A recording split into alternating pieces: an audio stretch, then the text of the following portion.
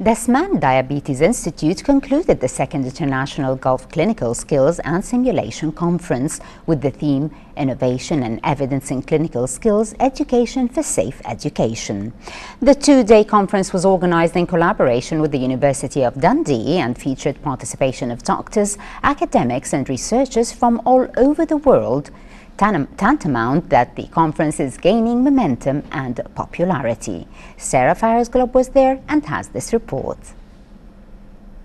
The second International Gulf Clinical Skills and Simulation Conference continued its activities on the second and final day, where lectures and workshops were presented about the dynamic and exciting field of simulation-based education. The first Clinical Gulf Conference we did last year, the participation wasn't as big as the one we have this year.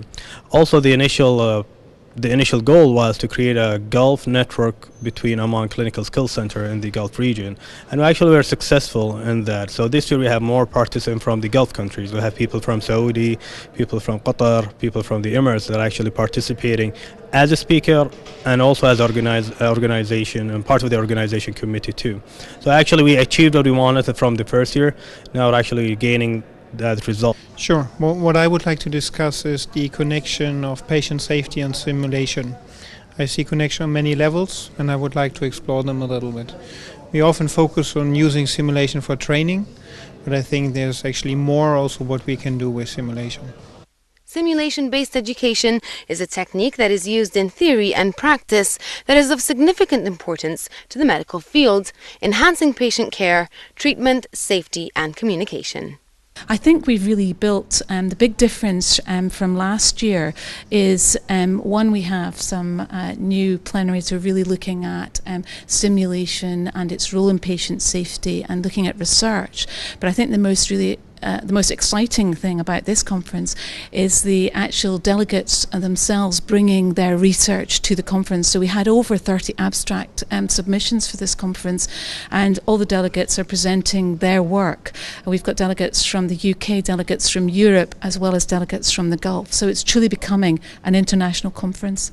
I've been invited to give a plenary lecture on simulation training in the emergency clinical setting, and I've also run a workshop today on the same theme of how to go about setting that up.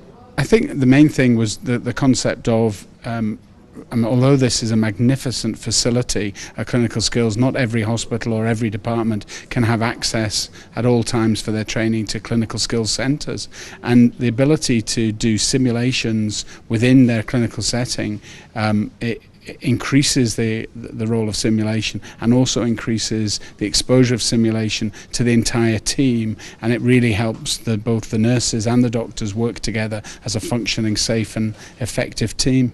This year, the conference mainly focused on patient safety and how to utilize simulation to enhance clinical skills in primary, secondary and tertiary care while exchanging knowledge, technical expertise and resources. In cooperation with the University of Dundee in Scotland, the Dasman Diabetes Institute launched the second International Gulf Clinical Skills and Simulation Conference to accommodate practitioners and researchers from the region in enhancing patient safety. From Dasman Diabetes Institute, this is Sarah Glubb reporting for English News.